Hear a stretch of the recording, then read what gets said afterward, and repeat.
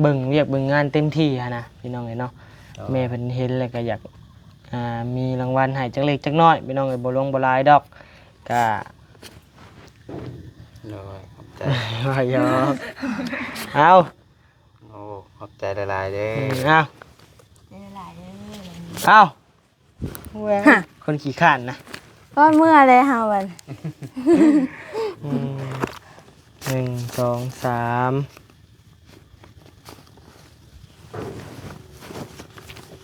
เอา500 บาท จะได้ โทรนะบ่ได้เฮ็ดเวียกเห็นงานพี่ช้าง เมื่อเลยเฮาวัน เมื่อจังได๋เลี้ยงง่ายก่อนเลี้ยงงามคือใช้เงินหนามา โอ้ย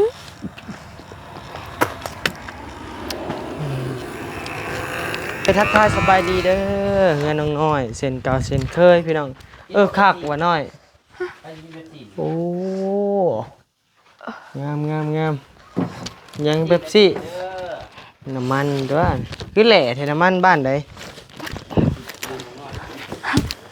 สบายดีอายะคือมาชึงเลยแท้อายะเอ้ย ก็ตื่นดิ แต่ตื่นบ้านน้องเอ้ย อากาศเย็นเลย ก็เอาพี่น้องเอ้ยคลิปนี้เขาก็สิมาชื่นชมคนเก่งเด้อพี่น้องเด้อเนาะถือว่าทางบ่นิวมอบหมายงานให้เนาะพี่น้องเนาะตั้งแต่มื้อนั้นมามื้อนี้ก็แล้วพี่น้องเอ้ยเนาะก็ถือว่าโอ้พี่น้องเอ้ยเนาะสาวบิวบ่กัดไส้นี่พี่น้องเอ้ยชุดๆอยู่ได้พี่น้องเอ้ยเนาะ ต้องพอเจ้าผู้แล้วน้องผู้เฮ็ดน้องได้ครับ คันสิไปเอาละมากันเนาะไกลซักพอค่อยว่า บ่พอมื้อน่ะพอเจ้าสิใส่ให้ สิใส่ให้บ่ แต่ว่ามันเป็นงานเก่าพอสร้างเด้ ตัวยาใช่ป่ะ เดี๋ยวลงกับสั่งสุขกายสบายใจเด้อไหมเด้อสาธุพร้อมเด้อครอบครัวเนาะต่อ เดี๋ยวเนาะทางน้องปัดไซก็ต้องขอบคุณเด้อทางแม่พรพันธ์ที่ฝากเงินมา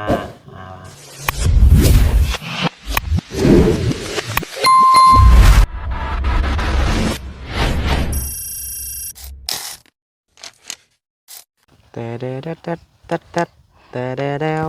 ไปเด้อ ผมดำเนี่ยงามนะตัวเนาะเนาะ งามคือใช้เงินหนามา โอ้ย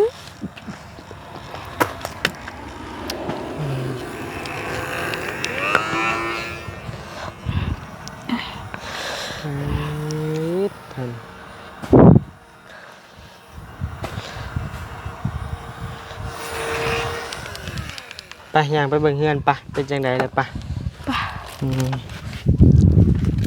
เป็นจังไดโอเคบ่ฝนตกล่องเลยบ่ ตก โอ โย เค แห้ง thank you โอ้ได้บนนั่งใหม่แล้วพี่น้องเอ้ยพี่น้องเอ้ยทักทายสบายดีเด้อเฮือนน้องน้อยเส้นเก่าเส้นเคยพี่น้องคักว่าน้อยโอ้งามยังเป๊ปซี่น้ำมันด้วยคือแหล่เทน้ำมันบ้านใด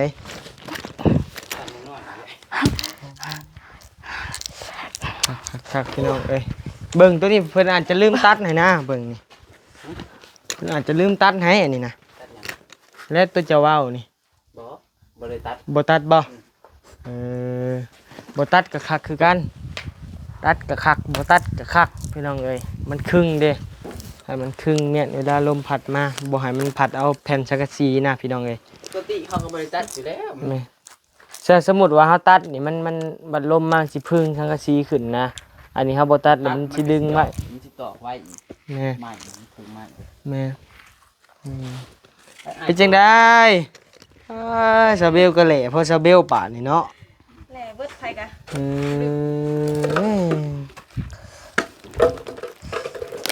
มีแต่คนแหล่ๆอ้ำๆบาดนี่พี่น้องเอ้ย เหลือแบบนี้เนาะมายิงขอบไก่เหลือหลายเติบได้จูเก็บไว้อยู่บ่ เหลือเลย ตัวพอ ถ้าเก็บใส่ถุงยางก็ไม่ได้ หลายเติบบ่ฮอดบ่ศพ กับบ่ฮอดหลายเติบคือมันเป็นแบบนี้เนาะ มันเป็นกรุ๊ปเด้มันบ่ให้นำเขา เขา นี่ ยิงเข้าไปเนาะ แม่นมันกระเป๊ดเนี่ยบ่หัวนะว่าง่าย หมอขนาดเขายิงพิษนี่มันก็บ่หัวคือเก่า แม่นคะแนนมาปะเลยนะ อืม คะแนนมาบ่ถอดนะ แม่น แต่ว่าเฮาอยากฮู้ยิงพิษหรือบ่พิษเฮาแน่เบิ่งก็เห็นนี่พิษอยู่บ่น้อยหาเบิ่งดูคะแนนซั่นเลยก็ไปทวงแล้วโลดได้สร้างเฮือนเดียวกันอยู่ เดียวกัน เออ เราได้สั่งเดียวกัน ฮะข่อยได้อยู่เฮือนละคักอยู่พี่น้องไอ้รุ่นนี่เนาะใครก็ตอกตะปูเอา เขาก็ใส่ แต่เฮือนน้องใส่ผ้าตอกตะปูเอาได้ ตะปูแต่ตะปูเกี่ยวมีหรอวะ บ่ตะปู มีสอง สันดีหนึ่ง เงินบ่ บอกแล้วว่าเอาไว้ซื้อแล้ว อ่อนผมว่าอ้ายน้อยสิขาดหน้าเนาะ เป็นยังไง ให้น้องแค่ให้น้องน้อยขาดหน้าโอ้เราเฮ็ดจนแล้วช่องไห้อยู่ บอกแล้วผู้เดียวเลยบอก โอ้น้องน้อยอีได้ซักมาหมดเลยจ้ะโอ้ลูกขึ้นมาประเดี๋ยวเจ็บหัววิ่งหัว ไพ่กับเป็นคือกันเนาะลุกขึ้นมาบาดเดียวเลยหนามืด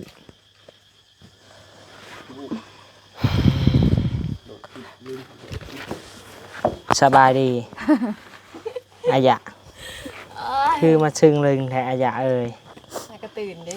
น่าจะตื่นบานังเอ้ย อากาศเย็นเลยเงินน้องน้อย เย็นในไซเดโอ้ เอาเย็นได้ต้องข่อยนอน แม่นแล้วนอน เงิน เออ หัวได้เป็นตื่นมาเลยได้เปย์แล้วมั้ง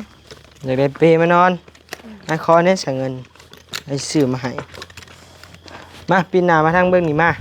แล้วว่าแล้วน่ะเรานั่งเพื่อนกันทำเนาะที่นั่นเราเพิ่งตกใจเนาะมือเดียวแทน ฮะ ก็ยาเลย โอ้200,000ปลาย แสนเดียว 200,000 คิดไม่ยากอะไร 200,000แล้ว ไปเนาะ ก่อน คอยขึ้น ของไอเทียนอยู่ที่ คอยเต้งกับ200,000ปลาย อาจจะอยู่อีกมือหนึ่งอาจจะว่าของเจ้าอาจจะมันเปลี่ยนดิ บ่คอยบ่ขึ้นดอก เพราะว่าดีได้มือแรกมันมีถึงไอเทียมันต่อ แม่น มันต้องมีจังหวะเลยมือที่สองมันของบ่ยาว เปลี่ยนกันลงก่อนได้ มือที่สามของเจ้าก็มี นั่งอย่าว่าหลาย มีถ้วยขันคนหน้า กินน้ำได้หลาย กินไรขันไปซื้อก่อน กินไรกี่กันไปซื้อเอาพี่น้องเอ้ยเนาะก็ ตรงนี้แค่หน่อย บ่มีหยังดอก ก็สิมาชื่นชมนี่แหละคนเก่งคนขยันเฮ็ดเทือนเฮ็ดชาติแล้วถือว่ามอบหมายงานให้ก็ถือว่าสำเร็จแล้วพี่น้องเอ้ยเนาะ บอกไปน้องเอง แม่งยังไงนะแม่งห้ามลงศพบ่ จักรหูเนาะ อ้าวเคยได้ยินไผว่าบ่ยาวบ่ว่าแม่งห้ามพี เนาะคนเฮาก็สร้างว่า ดึกหินมันไปไม่หน่อยมันสิมาห้ามเฮานะ ถ้าจะไปถึง เอาเฮาก็สิเป็นผีได้หน่อย เหมือนเดือนเฮาเนาะเอ้าได้บาทนี่ ข่อยมาหลุดเอ้าเนาะบัดนี้ข่อยมาหลุดเอ้าเนาะแสงเป็นแทบมนุษย์มานะ มุ้ยอารมณ์ไปสิบินโดนผัดอยู่ได้กี่นอนบินโดนเฉยบ่เห็น นอนผัดบ่ นอนเย็นเฉยแต่มันขึ้นบ่ได้โดนคิดตะกี้ ขึ้นแม่เฮ้ยสิขึ้นแล้วขึ้นแม่ห่อนแห้งเลยนี่ อุ้ยลม บ่ว่าใส่กับขาวๆกันมาแหล่แล้วบาดนี้พี่น้องเอ้ยเนาะบัดนี้นี่บ่เป็นหยังดอกแหล่มาแต่ก่อนแหล่จนอ่ำยอมรับอยู่เฮาเฮ็ดเวียกตัวนี้พี่น้องเอ้ยเนาะก็เอาพี่น้องเอ้ยคลิปนี้เฮาก็สิมาชื่นชมคนเก่งเด้อพี่น้องเด้อเนาะถือว่าทางบัดนี้มอบหมายงานให้เนาะพี่น้องเนาะตั้งแต่มื้อนั้นมามื้อนี้ก็แล้วพี่น้องเอ้ยเนาะก็ถือว่าโอ้พี่น้องเอ้ยเนาะสาวเบลบ่พัดไส้นี่พี่น้องเอ้ยชุดๆอยู่ได้พี่น้องเอ้ยเนาะ ต้องพอเจ้าผู้แล้วเนาะผู้เฮ็ด บ่แล้วคันบ่มีเจ้าก็บ่มีพ่อข่อยเอาให้บ่มีเจ้าเบิ่งงานพ่อข่อยก็เฮ็ดบ่ได้อีกผู้เดียวเอาเป็นจังได๋เจ้าว่าสีมือเรา ก็โอเคอยู่ พอไปพอมาเนาะ กะเบิ่งนี้เราก็เฮ็ดให้เนาะเฮ็ดให้ไหมเนาะเบิ่งนี่เนาะ แก้ แก่น้อยหนึงพี่น้องเอ้ยเนาะจากที่มือสร้างเก่าอืม และเพราะว่านั่นจะถึงใส่เอามันละดีหน้าตักหนึ่งเหลืออีก2เพลง1 2 ทางหลังอีก แม่นเลยใส่เอาเองบ่ คัน ทำนองอะไรคันว่า คันสิไปเอาละมากันเนาะไกลซัก พอค่อย เอา ละ นั่นก็เลยบ่พอมื้อน่ะพอจะสิใส่ให้ เอาสิใส่ให้บ่ แต่ว่ามันเป็นงานเก่าพอสร้างเด้ อืม ตัวยาใช่ป่ะ เดี๋ยวรวมกับสร้างเก่าก่อนเนาะ และคันว่าเงินน้อยๆเพิ่นได้ต่อเติมอีกได้เฮ็ดดำเนินการต่อก็ จังใช่บ่ สมมุติว่ามีสร้างใดเพิ่นมาเฮ็ดเนาะก็บ่ฮู้ว่าจักสิผู้ใดสิว่ามี ดอ มาต่อก็ได้จักสิผู้ใดสิได้มาเฮ็ดอีกเนาะ ดอกันแล้วคอมเมนต์ FC ลองเบิ่งเนาะพี่น้องเนาะถ้าว่ามีงบมาสิให้ทางไสมาเฮ็ดเนาะพี่น้องเนาะก็เบิ่งตามสีไม้ลายมือ ก่อนตอนนี้ พี่งเอ้ย ว่าตัวก่อตัวแยกตัวสร้างนี่ก็ได้ตามขั้นตอนเนาะ อืม เรายังบ่มีงบ คันว่า กล้เว้า ปูพื้นก่อนนี่ก็โอเคอยู่แล้วครับ บ่ได้ ก่อก่อนบ่ แม่มันต้องก่อก่อนตามขั้นตอนคันปูพื้นก่อนมันสิอันนั้นขอยถามแล้วมื้อน่ะถามเขาบ่ตาถามพ่อเจ้าแล้ว เราก่อก่อนบ่ แม่นมันก็มี FC อืม ผู้หนึงก็ว่าทักมาข่อยก็เพิ่นว่าอยากให้เทพื้นก่อน อืมคันเทพื้นก่อนกะเว้าอันเรื่องเฮาบ่มีหันนะเฮาพอได้อยู่ได้นอนนะได้อยู่ได้เช้าได้พักให้พักหน้าก็พอได้อยู่ก็ปูพื้นก่อนก็ดีแต่ว่าอันหลักๆมันก็ฟ้าผู้แลพี่น้องเอ้ยได้ฟ้าก็บ่พึ่งกัน มันก็ได้นะ ไปได้คันแท้มีเตียงขาย เออ ยังได้เตียงคนมานั่ง แม่ ได้เตียงมาจากอันหนึ่งไปก็ได้นั่งได้นอนอันหนึ่ง2 อัน อืม เตียงคือ มันมี จะซื้อ อ อ ยู่มัน3แสนปลายนี่แหละ จะ ก็ซื้อ ซื้อไปให้มอไซค์ฟ้านะสัน อืม ตัวใหญ่กว่าหันก็ดี โดย นั่นคือว่ามอไซค์ฟ้ามันยังเด็กน้อยอยู่นั่งกินข้าวกับโบวิด โดย แต่ว่าคันนั้นก็ต้อง2 อัน 2อัน พอมานั่งเขามานอนในนี่ก็ง่ายไปง่ายมากสบายเนาะ แม่นแหละสะดวกสบาย เวลาไปเห็นเพื่อนติดตามเขาจะง่ายไปผมก็ได้ โดย แนบห้อง เบิ่งพี่น้องเอ้ยเนาะบ่มีหยังหลายดอกพี่น้องเอ้ยเนาะก็สิมาแจ้งข่าว FC เลยก็ให้รางวัลคนเก่งก่อนพี่น้องเอ้ยเนาะจักเล็กจักน้อยนั่งดีๆง่าย ถึกตีอีหลีเนาะถึกตีอีหลี เอ้า เว้าอยู่ว่าอันวันนี้ไม่ถึกตีแท้แล้วถึกตีอีหลี อืม ได้ยินแล้วว่าเราจะโทรหาสาวนี้ไอ้อยู่แล้วว่า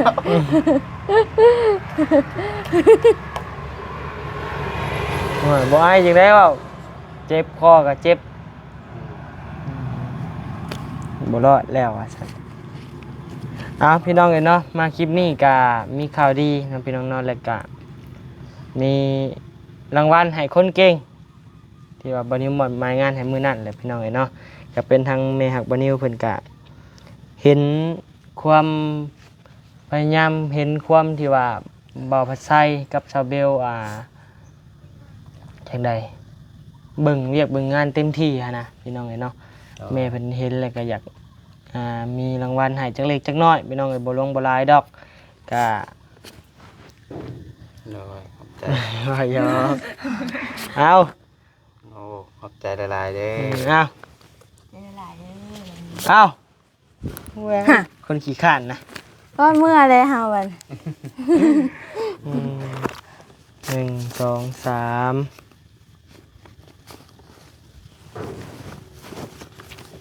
เอา500 บาท จะได้ โทนะบ่ได้เฮ็ดเวียกเห็นงานพี่ช้าง เมื่อเลยเฮาวัน เมื่อจังไดเลี้ยงอ้ายก่อนเลี้ยงข้าวอ้ายก่อนเทื่อหนึงอันนี้มันบ่พอข้าวนะมักเงาะซื้อมากินนี่ก็บ่พอแล้วนี่นั่น แล้วพอดีครับสิเรียกเนาะ เฮ้ย พี่น้องเอ้ย ที่ว่ารังคาแล้วสิสลองต้มไก่ ยังบ่ได้กินอยู่บ่ อันนี้ก็อันแล้วเพื่อนเนาะก่อนแล้วจึงกินบัดนี้ อย่า เนาะ ว่าบาดนี้แล้วบ่เชื่อเลยบาดอยู่เวียดแล้วเขาขาถิ่มเลยพี่น้องเอ้ยแบบนี้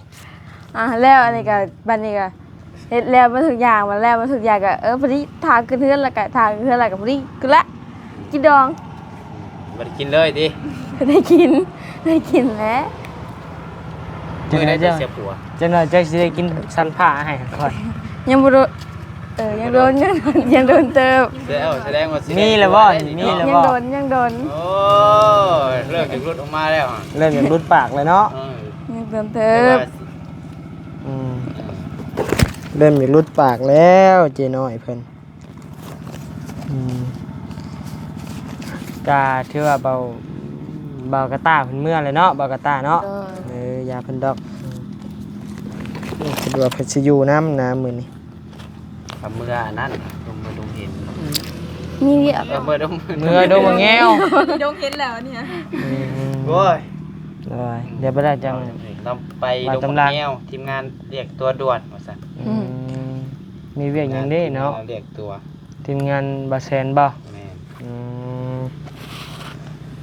เรียกตัวด่วนกองประชุมใหญ่นะเนาะเบิ่งนี่เนาะ แล้วน้องตุ๊กน้องเต้ผู้ใดผู้ โอ้เฮือนน้องแต่เฮ็ดหยังกันอยู่เฮือนน้องแต่ จังว่า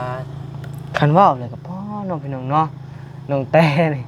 บุญแล้วเนาะ บุญเราหลายขนาดจักเราเฮ็ดหยังมาพี่น้องเอ้ยเนาะ แม่น้อยไปอันคอคนแข่งแล้ว แต่กี้บ่แม่นเราเป็นระดับหยังก็ เศรษฐีพันล้านป่ะ เรียกว่าเจ้าเมืองเจ้าหยังอันนั้นแบบราชนีบ่เนาะหรือว่าแนวใดมาชาตินี่แล้วคือพ่อพี่น้องเอ้ยตั้งแต่เบาเตียงเขาไปซอยตั้งแต่พ่อแต่แม่ตายแล้วนำมาลูกอีก มันก็สิมีแหละบุญเนาะ แล้วก็ มาลายบ่อย่าง นางแต่ไปอยู่ปักซ่องอีกนำไปซอยอีกพี่น้องเอ้ยป๊อกลับมาแล้วมาอยู่เซโนอีกซื้อดินให้ตอนใหม่อีกพี่น้องมาดูอยู่โดมหมึกแนวซื้อดินตอนใหม่อีกเฮือนหลังใหม่อีก ตอน บัดนี้อ้ายมาบ่หรือน้องมา เพิ่นขายเฮือนสิดินต้นไม้กัน บ่ใครเฮือนหลังใด เอาเฮือนหลังตัวนั้นแล้วตัวอันจุดเฮาไปนั่นแหละตัวมีเรื่องกันก็ไม่เตียง เอาขายเลยบ่นะ แม่นเพิ่นขายแล้วมาเฮ็ดใหม่ ไผขาย ก็บ่ฮู้คือกันได้ยินแต่ว่าขายนี่นะบ่ฮู้ว่าเพิ่นขาย อันญาดอกเรื่องของเพิ่นพี่น้องเอ้ยเนาะมาเรื่องของเฮาดีกว่าเนาะเอาเงินจำนวนให้มาเจ้าเป็นอันนี้ก็เป็นเงินทางแม่พรพันธ์เด้อ โอ้ แม่พรพันธ์ที่ว่ากี้นี่แหละเพิ่นให้อันจ่ายค่าสร้างให้นั่นแหละ โดย ก็เป็นการรอบแรกกับแม่พรพันธ์คือกันรอบแรกรอบ1,000ช่วงนี้พุ่นนะแม่นบ่แม่นเลยเนาะแม่พรพันธ์ โดยแม่น อืม แม่พรพันธ์ โดยก็มีแต่ผางพระเจ้าขอบอกขอบใจเพิ่นเนาะที่ว่าเพิ่นได้เห็นความใส่ใจนะในเฮือนในซานเฮ็ดเวียกเฮ็ดงานเฮานี่แหละต่อมืออันนั้นก็คอยผากให้พระเจ้าเนาะเป็นอีหยังเนาะก็ขอให้แม่อยู่ดีมีแฮงเด้อเนาะจะได้ก็ขอให้แม่อยู่ดีมีแฮงความเจ็บบ่ได้ความไข้บ่ให้มีปรารถนาสิ่งใดขอให้ได้สิ่งนั้นสมความมุ่งมั่นปรารถนาจะเจ็บจะจนลำรวยๆเด้อแม่อยู่เป็นโฮมโพโฮมไซให้ลูกให้หลานให้คนทุกข์คนยากตลอดไปเด้อแม่เด้อเนาะให้แม่นอนรับก็ให้ได้เงินหมื่นนอนตื่นก็ให้ได้เงินแสนใบมือมาก็ให้ได้แก้วมณีโสดโทษให้บ่มาพานมันให้บ่มาเบียดขี้เดือดจังไรบ่มีมาใกล้เด้อแม่เด้อเนาะเอาสำหรับมื้อนี้ก็ขอให้แม่สุขกายสบายใจเด้อแม่เด้อสาธุพร้อมด้วยครอบครัวเนาะ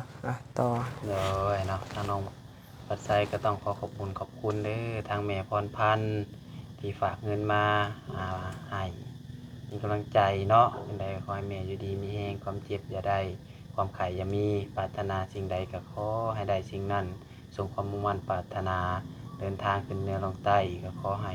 ตลอดปลอดภัยมีแต่คนหักคนแพงความด้วยครอบครัวแม่ก็ขอให้มีแต่ความสุขความเจริญเด้อธุรกิจการงานหยังก็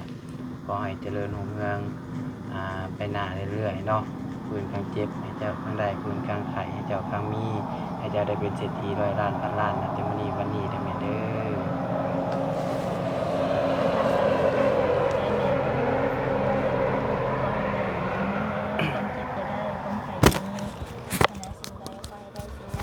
มุ่งมั่นปรารถนาอย่าเจ็บอย่าจนร่ำรวยๆเด้อแม่เด้อสาธุ ขอขอบขอขอบบุญขอบคุณแม่ของท่านหลายๆเด้อที่ฝากเงินฝากข้าวมาให้ลูกก็ขอให้แม่อยู่ดีมีแห้งความเจ็บบ่ให้ได้ความไข้บ่ให้มีปรารถนาสิ่งใดขอให้ได้สิ่งนั้นสมความมุ่งมั่นปรารถนาอย่าเจ็บอย่าจนร่ำรวยๆเด้อสาธุ สาธุพี่น้องเอ้ยก็ถือว่า ภาพออกมาได้ดีเนาะพี่น้องเนาะก็ถือว่าเบ็ดเสร็จเลยเนาะกระทั่งแม่พรพันธุ์นี่เพิ่นก็ซอยเหลือคนมาโดยตลอดได้พี่น้องเอ้ยเนาะเพิ่นบ่มีลูกเพิ่นเล่าสิบ่นิวพังน่ะแต่เพิ่นก็ไปเอาลูกผู้อื่นมาส่งเรียนหลายคนเติบแล้วมาส่งเรียนให้จบพุ่นแหละมหาวิทยาลัยพุ่นแหละเพิ่นว่ากำลังตอนนี้ยังเหลือ2คนแม่เพิ่นว่าเนาะเพิ่นก็ซอยไปเรื่อยๆพี่น้องเอ้ยเนาะแม่แล้วก็เราแม่เพิ่นบ่มีลูก เป็น นะ คนไทยนี่บ่ แม่ ไทยนี่ เพิ่นอยู่ไทยเพิ่นเป็นคนไทยอยู่ไทยเลย ก็บ่มีลูกแต่ว่ามีผัวอยู่ มี มีลูกมีผัวแต่ว่า แต่งงานแล้วโดย แต่ก็มีลูกบ่ได้เนาะ โดยจังได๋กะเป็นจังได๋และเมียนซื้อน้ำมูกน้ำมันเมียนซื้อของอยู่ของกิน ลายมือเติบยังหลอดไปอีก 6 มื้อน้ำมันอย่างเดียว6 มื้อเออ เดือนนี้แห่งป้อแดงพี่น้องเอ้ยคือยอดวิวคือเห็นเนาะคือฮู้ แม่ ไผกับพ่อไผพี่น้องเอ้ย ข่อยน่ะทุกมื้อนี่น่ะค่าผ่อนรถยังบ่พอพี่น้องเอ้ยเดือนนี้นะมาฮอดแล้วนี่ใกล้ๆสิฮอดแล้วพี่น้องไปพุ่นก็หมด 8,000 บาทขึ้นเหนือกินนี่ก็ถือว่าหมดนะเกลี้ยงเอาหลอดเลยพี่น้องเอ้ยบาทนี้ เอาไปได้เป็นหนี้ก็เป็นอะไรหาเงินกดยากบ่กล้าดาวอยู่ใดแต่ว่าบ่กล้าไปดาว อืม ได้เว็บไอแล้วของเรากันแต่คือของลุงหนวดนี่นะ อืมค่อยนะ พอมันจะ มื้อนะฮะค่อยถ่ายคลิปพี่น้องเบิ่งไปเอารถจักรเก่าของเอื้อยนะพี่น้องรถ M แบบบาร์บี้นั่นแหละไปเอาถ่ายคลิปแล้วหรือว่าสิเอาลงพี่น้องเบิ่งว่าลงไปลึบบาดนี้ความจำมันเต็มลงไปลึบก็เลยว่าบ่ได้เอาคลิปตัวนั้นลงพี่น้องเบิ่งเลยก็เอาไปแต่ง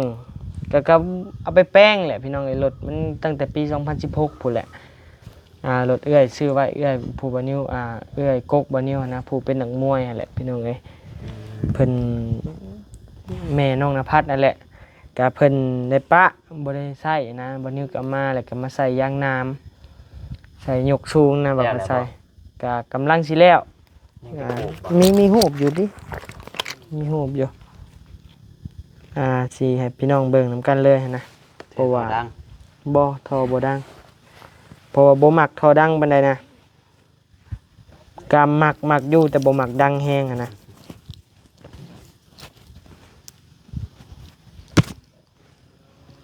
โอ้บ่มีเน็ตซ้ำนำไปแล้วจังว่ากันแล้วมันแล้วจังเบิ่งนำกันพี่น้องเอ้ยเพราะว่าเอามาแต่ง นายน้องน้อยเบิ่ง โอ้ยเพราะว่าเฮาเอารถนี่ลุยบ่ได้นะพี่น้องเฮาก็เลยว่าตัดสินใจแบบนั้นเฮ็ดแนวนั้นไป จะได้รถ ลุยเสียดายพี่น้อง FC ก็ว่าโอ้ยบัดนี้อย่าไปลุยเถาะหารถใหม่ไปลุยว่าซั่น กะ เป็นแสนขาดของข่อยดำหลักหมื่นพอยังสิได้ ข่อยถามว่าเสียดายบ่เสียดายแต่ว่าเฮ็ดจังได๋เฮาได้ไปทางนี้นะเฮาซื้อมาใช้นะมันก็เลยว่าอย่ามันเงินไปเลยซะแต่บัดนี้ก็ฮอดยามพ้นก็สิขี่รถวิบากพี่น้อง M เป็นรถ M HX แต่ว่าแต่งเป็นวิบากพี่น้องเอ้ย NSX มาใส่ยางน้ำยกสูงขึ้นแล้วก็ขี่ไปแบบนั้นเลยพี่น้องเอ้ยห้างก็อย่ามันเก่าก็อย่ามัน รถห้างรถข่อยเพิ่งทำได้รถเบสมาเนาะ แต่ว่ามีเงินก็อยากซื้อวิบากของแท้บ่ได้มาขี่อันนี้บ่มีเงินแปลงเบิด ขี่วิบากของแท้อีกเสียดายเงินอีกน้ำมันก็บ่ได้แม่นถูก เคยขี่แล้ว ได้แล้วบ่ เนาะคันสีแดง ตัวจะถ่ายค่อยเบิ่งนะ ยังขี่อยู่ ตัวใดวะ รถมันดีเลยดิ รถไอบีมันอาจจะขี่มาอยู่กัน เจ้า น้ำมันนะ เลี้ยงข่อยหน่อยเด้อ ได้กินหยัง กินหยังก็บ่ได้กินหยังก็บ่ได้ นะ ถ่าอยู่ได้ที่แรก ไป ว่า ต้นเด้ ที่แรกก็สิอันกินวันเกิดเล็กน้อยๆว่ะ อืม อันนี้เพิ่นชุดเจ้าเขาอยู่ วันเกิดเจ้าอะ ถ้าเขาอันเบานิวกับเบายาวมาก่อนว่ามันเจอก็สิ เจ้าโพสต์ลงอ่ะบ่ได้เห็น จนมือถัดมาจังเห็น ว่าสิ จับมันเบิ่งโทรศัพท์เด้ ไปนั่งกินอยู่เพื่อนเด็กหน่อยสินะ ใส่ชั้นเล็ น้ ก อง น้อ แม่ ย นนั่งคุยกัน อยู่20 ปี เจ้ามาก่อนว่ะ เขารักซองเลยเนาะเฒ่าเลยเนาะ เฒ่าเลย ยาดอกคอยให้ได้18 ปี 19 เดือน6เด้อพี่น้องเด้อบัดนี้พี่น้องเอ้ย เดินพวก นี่ นี้ ไล่หลังกันอยู่เด้ แม่นเดือน19 เดือน6วันที่29พี่น้องเอ้ยเนาะ คอยเปิดก่อนที่สเปซเนาะ โดยคอย29 เอามือ เดือนหน้าพี่น้องเอ้ยสิฮอดแหละเดือนสิมานี่แหละ เบิ่งก่อเพื่อแล้วให้แล้วหน้าจังสิคันว่านั่นสิฉลองน้ำบางเดือนหน้าก่อน กะเบยกินบ่กะเบยกินบ่ ยังบ่ได้กินเลยใดทำมือประกวมพอได้อันโอ้ลมกันเนาะ แซวกัน จุมแซวแม่พง อันนั้นเป็นยังไงมันเกิดกันแล้วเลยถาม นาย ได้ไปใช้หน้าน้อย ให้ถ่ายหน้าไปเอาพี่น้องเอ้ยสำหรับคลิปนี้บัดนี้สิขอโตวก่อนเด้อเนาะพี่น้องเนาะเดี๋ยวพอกันใหม่ในคลิปหน้าสำหรับคลิปนี้ลาไปก่อนแล้วอยู่ดีมีแห้งเด้อพี่น้องเด้อเนาะมาทุกผู้ทุกคนบ่แม่น รวย โดยบ่ว่าพ่อแม่ FC เนาะมาทุกผู้ทุกคนเด้อสาธุจักว่าอีจังลืมเลยบ๊ายบายไปเลยๆป่าน ปวดขาเด้รู้สึกเจ็บหัวคือสิเป็นไข้ ไปสบายดี